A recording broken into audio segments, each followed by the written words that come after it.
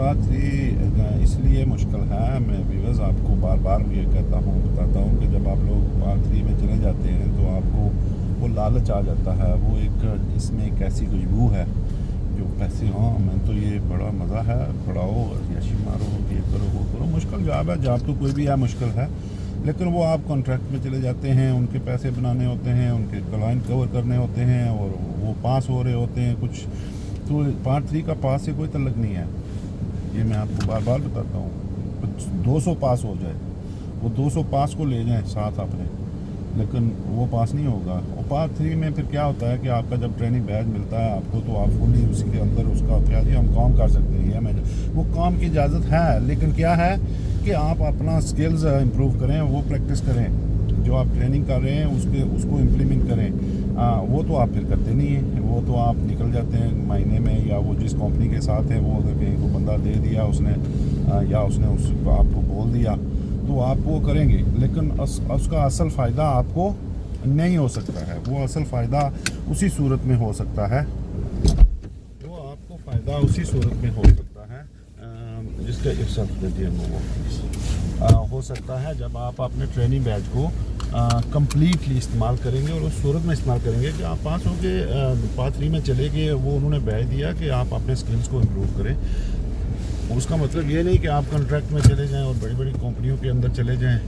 जब अंदर जाते हैं तो फिर आपको पता चलता है कि हाँ इनके अंदर क्या था, बिल प्लान के अंदर क्या था, ए के अंदर क्या था, क्या कर रहे हैं, वो कैसे ट्रेनिंग दे रहे हैं। तो ये सब आप मुश्किल में चले जाते हैं उनका। तो फिर आपने 12-1500 पाउंड इकट्ठा करना है महीने का, और लर्नर के साथ जब बैठेंगे तो आप तो खुले माँ से बात करेंगे, 2-2 घंटे का लेसन होगा, तो आप चलते जाएंगे, बोलते जाएंगे, देते जाएंगे, लेते जाएंगे, पास भी होते जाएंगे। पास का इसके साथ कोई तल्लक नहीं है, ठीक है। लेकिन जब आपको वो 45 स्किल्स में लिया जाता है, 45 मिनट्स के टाइम फ्रेम में, जो आप 2 घंटे के टाइम फ्रेम में आप करते रहें, जब आपको वो टाइम फ्रेमिंग दी जाती है, तो मैं इसकी एक छोटी सी मिसाल देता हूँ कि जो भी लेसन प्लान है आपने अगर लिख के रखा हुआ है, लिख के रखा हुआ है, तो वो वर्ड टू वर्ड पढ़ें और टाइम देखें कि आप कितना टाइम लगाते हैं। तो ये फिर टाइमिंग का इशू हो जाता है, वो डिलीवरी का इशू हो जाता है। और मोस्टली मैं ये भी आपको बोल रहा हूँ कि ऑनलाइन क्लासें हैं, मुझे पता है ट्रेनर करते हैं, मुझे पता है कि वो लोग बिग बॉस टीवी स्क्रीन के ऊपर पढ़ाते हैं, या कैसी बातें हैं। हो गया चलो कहीं कोई दाल साग, कहीं महीने में 2 महीने में एक बार कमरे में बैठ के 10 बंदों के साथ बातें होगी, लेकिन कभी आपने ये देखा है कि लर्नर को आप कमरे में ले जाएं और वहाँ जाके पढ़ाएं थ्योरी के अलावा? कार में ही पढ़ाते हैं। जो चीज़ एक कार में करने वाली है, कार में प्रैक्टिकल होती है। टेस्ट आपका कार में ड्राइव मूव के ऊपर है, खड़े होते हुए भी नहीं। जो आपका पास फेल होता है वो व्हील मूविंग पे होता है। खड़े होके वो आप बिल्कुल 100% वर्ड टू वर्ड लेक्चर करें, कोई पास होके मुझे दिखाए। ये जो पास है ये व्हील मूविंग है, व्हील मूविंग पे होगा। और फिर आप जब वहाँ लेक्चर सुन के आप गाड़ी में आते हैं, पढ़ाना गाड़ी में शुरू कर देते हैं, लेक्चर आप बिग बॉस टीवी पे सुनते हैं स्क्रीन के ऊपर। तो ये मेक सेंस कोई करता है?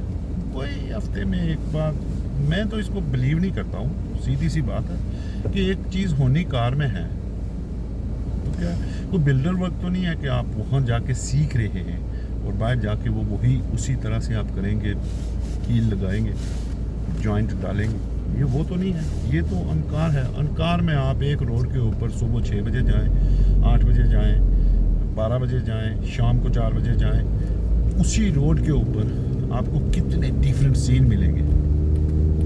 रोड के हालात हर बार सेम रहते हैं? नहीं रहते हैं। तो आप इन चीज़ों के ऊपर नहीं करते हैं, आप बस ऐसे ही चलता है, तो फिर वो आपका ट्रबल शुरू हो जाती है। और दूसरा ये कि आप जी काम करो, 10 बंदे हैं रोज़ के 10 घंटे काम करें। जब आप 10 घंटे काम करेंगे तो वो आपकी अपनी लर्निंग कहाँ गई?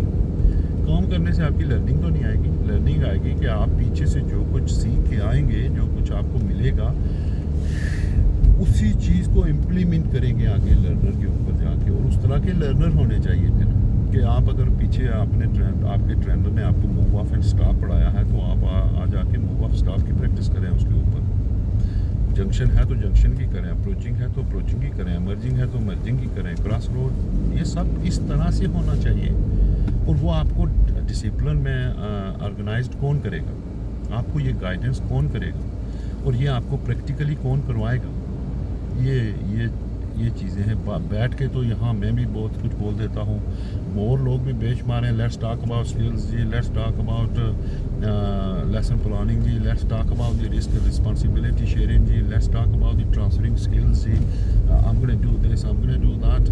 व्यूअर्स, सीधी सी बात है, जब तक आपके साथ ये सुन के और उसी तरीके से उसी बंदे के साथ जिसकी सुनी उसी के साथ बैठ के वो करवाएंगे नहीं रियल लाइफ में, that will become a challenge for you and that's why you will fail the test and that's why you will not be successful.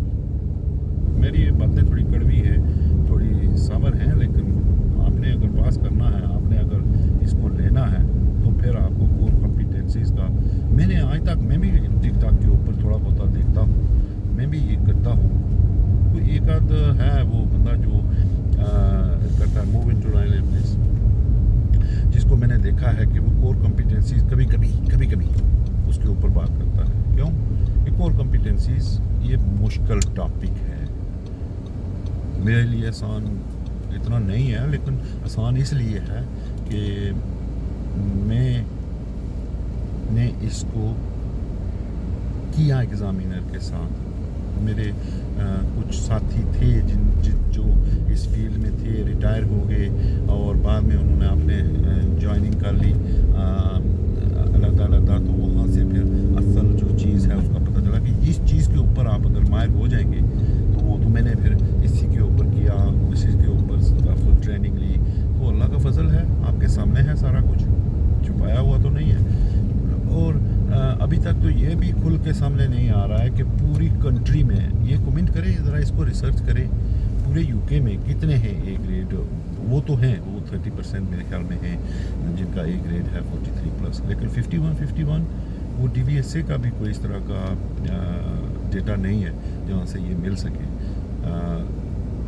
लेकिन मेरे ख्याल में मैं भी कोशिश कर रहा हूँ, आप भी करें और कमेंट करें कि कहाँ से ये मालूमात मिले, लेकिन मेरे जो मालूमात है उसके अंदर ये है कि नहीं है। तो ये अल्लाह का देन है और मैं ये आपको क्लियर बता रहा हूँ कि मैंने कोर कॉम्पिटेंसीज को खींच के लिया। मैंने ADI 2 जो किया था वो शीट देखें, स्टैंडर्ड चेक चेंज हो गया। मेरे कुछ साथी थे वो कमेंट कर रहे थे यहाँ पे और उनको मैंने जवाब दिया फिर बड़े प्रोफेशनल तरीके से कि वो BST थी। BST क्या थी? आप जब पार्ट 2 में जाते हैं, जब ड्राइविंग करते हैं तो वहाँ पे आपका क्या चेक करते हैं? वो BST ही चेक करते हैं, नॉलेज चेक करते हैं, ठीक है?